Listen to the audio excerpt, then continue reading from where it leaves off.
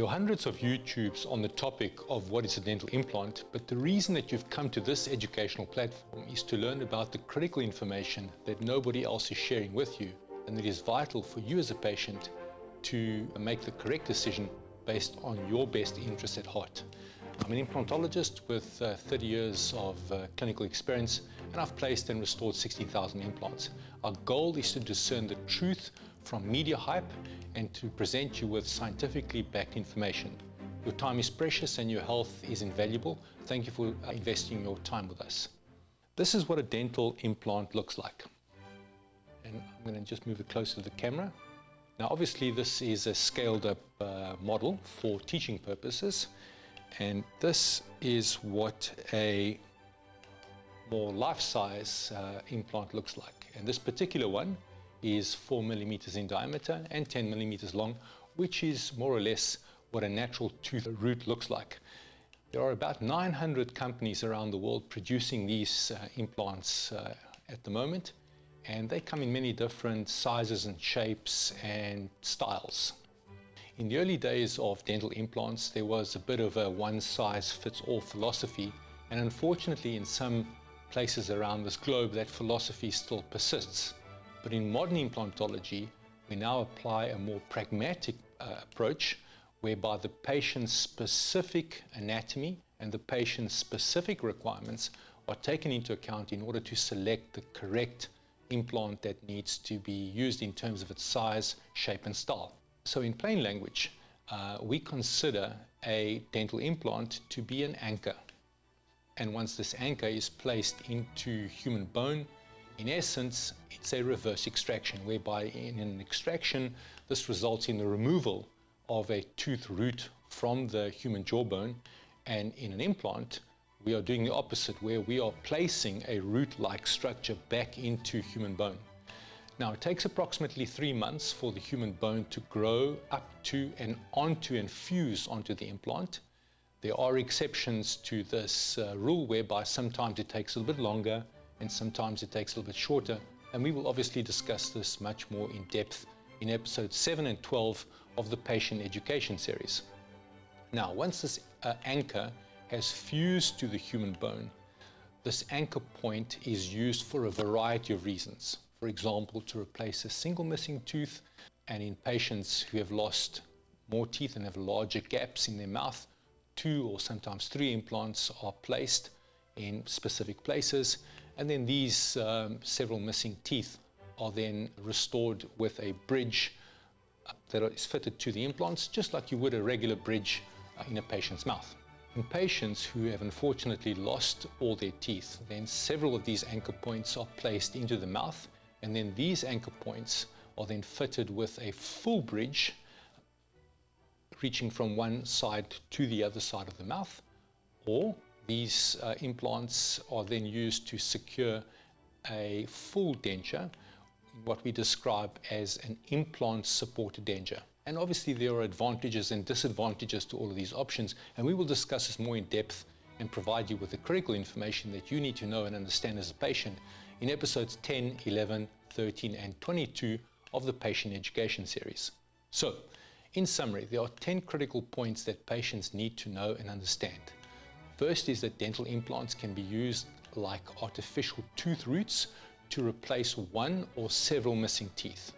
These implants are made from what we refer to as biocompatible materials, like titanium or zirconia.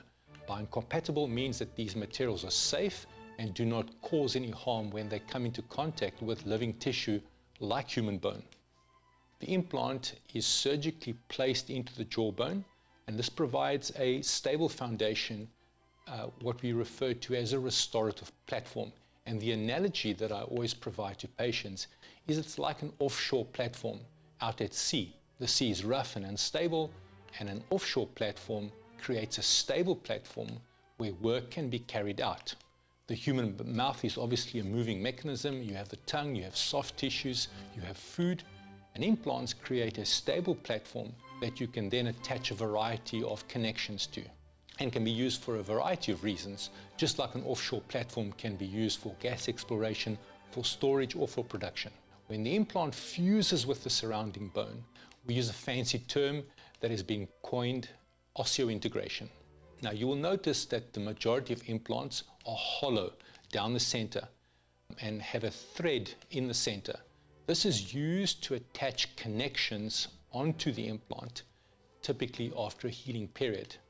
A connection is attached to the implant and we refer to this as an abutment. So typically there is an implant and an abutment screw. And finally, a custom-made crown or a bridge or dentures are then created to fit onto the abutment. So this would be an example of a single tooth implant supported crown. If all of these steps that I have described above are performed correctly, dental implants can offer a natural look and feel compared to other tooth replacement options. Every treatment option has obviously got advantages and disadvantages, and implants are a standalone procedure. And this is paramount because previously, when a patient lost, for example, a single tooth or several teeth, we would have to either provide the patient with a denture, which is obviously relatively inexpensive, and that's obviously an advantage. But the disadvantage is that it's removable and can fall out, and many patients don't desire this. Alternatively, we could prepare a bridge, which is straightforward and easy, and it's a fixed solution. But the disadvantage is that you have to drill down the adjacent teeth in order to prepare the bridge. And the disadvantage is also that if anything happens to either of these abutment teeth, the supporting teeth, the entire bridge is lost. And if the adjacent teeth happen to be healthy and strong teeth, unfortunately you have to drill down these teeth to prepare the bridge.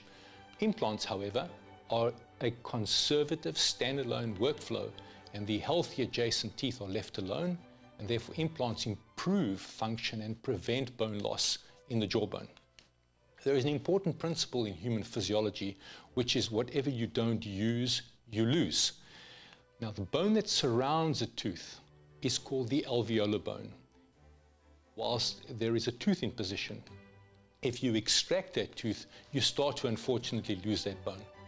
And after a period of time, that bone will, however, unfortunately disappear completely. However, because implants act like tooth roots, they prevent alveolar bone loss.